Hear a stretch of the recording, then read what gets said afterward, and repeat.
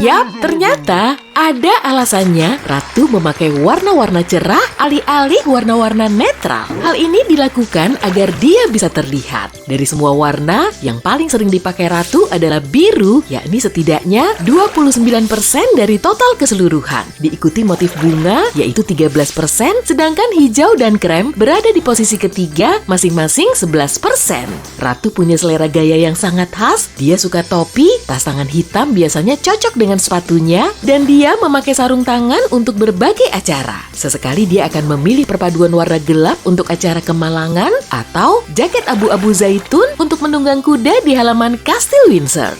Sophie, Countess of Wessex, menjelaskan kegemaran ibu mertuanya akan warna pelangi. Dia harus menonjol agar orang-orang bisa bilang bahwa mereka melihat ratu. Jangan lupa, waktu dia muncul di suatu tempat, pasti ada yang ingin mengatakan bahwa mereka melihat sekilas topi ratu saat dia lewat. Ini bahkan sudah mulai ditiru oleh cucu menantunya Kate, Duchess of Cambridge. Pada tur kerajaan ke Kanada tahun 2016 misalnya, Kate terlihat mengenakan warna merah muda cerah beberapa kali karena dia ingin orang banyak dapat melihatnya.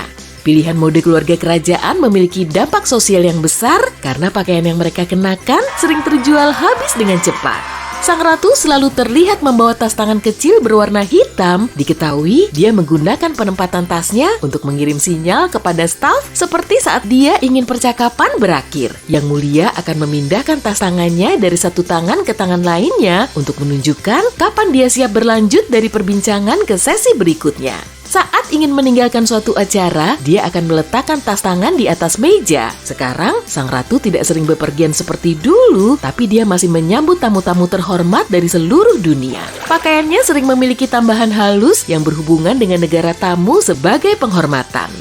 Untuk tur ke Kanada tahun 2010, penjahit merancang gaun yang menampilkan daun maple kristal dan blazer dengan manset yang menampilkan pola rancangan dari ketua penduduk lokal. Saat dalam perjalanan ke Abu Dhabi, mereka menambahkan manik-manik ke mantelnya untuk mencerminkan dinding masjid yang akan dia kunjungi. Sang ratu sering terlihat mengenakan sepasang sarung tangan. Itu bukan cuma karena dia suka, tapi juga untuk perlindungan. Selama acara publik, dia menyapa dan menjabat tangan orang banyak. Jadi, sarung tangan bisa melindunginya dari paparan kuman. Duchess Kate Middleton juga mengenakan beragam warna-warna cerah selama pertemuan virtual sepanjang tahun 2020 yang diyakini beberapa orang sebagai caranya menunjukkan dukungan untuk layanan kesehatan nasional Inggris. Sejak awal tahun 2020, pelangi digunakan sebagai simbol solidaritas bagi para tenaga kesehatan di garda terdepan ketika Elizabeth, yang saat itu masih menjadi putri, menikah dengan Pangeran Philip pada tahun 1947. Gaun pengantinnya dirancang untuk menjadi simbol negara. Saat itu, Inggris tengah berada dalam masa penjatahan makanan dan pakaian, maka tujuannya adalah untuk mengirim pesan pembaruan nasional. Alih-alih menampilkan kain mewah, penjahit kerajaan Norman Hartnell berfokus pada gaun dengan karangan bunga musim semi yang katanya terinspirasi oleh lukisan Botticelli, Allegory of Spring. Sang ratu terkenal dengan topinya yang cerah dan berani yang sering dia kenakan saat melakukan kunjungan resmi. Etiket kode berpakaian menyatakan bahwa wanita memakai topi untuk acara formal. Sampai tahun 1950-an, wanita sangat jarang terlihat tanpa topi karena menunjukkan rambut di depan umum dianggap hal aneh. Tapi semua itu telah berubah dan topi sekarang digunakan untuk acara-acara yang lebih formal. Sebagai pemegang kekuasaan terlama di Inggris, Ratu dikagumi secara luas. Citranya melambangkan tradisi dan perdamaian bagi rakyat Inggris. Warna-warna mencolok seperti kuning cerah, merah tua, keunguan, hijau cerah, dan biru megah membuat pakaian tegas Ratu begitu khas. Hal ini telah melahirkan buku-buku yang didedikasikan untuk merekam setiap pakaian yang semarak itu. Komitmen Ratu terhadap nuansa warna cerah adalah tanda penghormatan bagi mereka yang meluangkan waktu untuk mendukungnya secara langsung. Selama 60 tahun masa berkuasanya, Ratu mengumpulkan banyak staf, tapi hanya sedikit yang dipercaya untuk ditugaskan menjadi penjahit kerajaan. Para desainer Inggris telah membantu mengembangkan gayanya dengan menghindari tren yang gampang pudar popularitasnya. Saat sang ratu mengenakan warna gelap, busananya dilengkapi dengan kalung mutiara 3 untai dan bros antik berkilau yang terbuat dari emas atau perak. Tas tangan mewahnya yang mengilap biasanya bertengger di lekukan sikunya.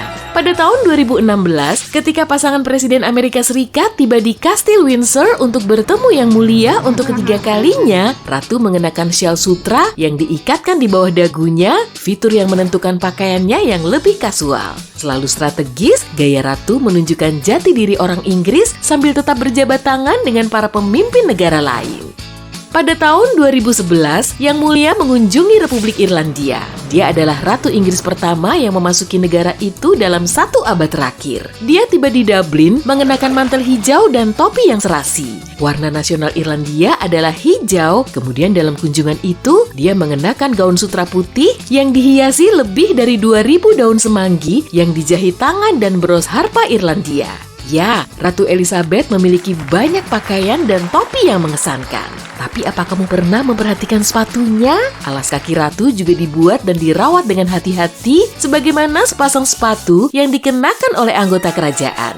Tapi, sepatu kerja Ratu adalah sepatu yang dikenakannya selama lebih dari setengah abad.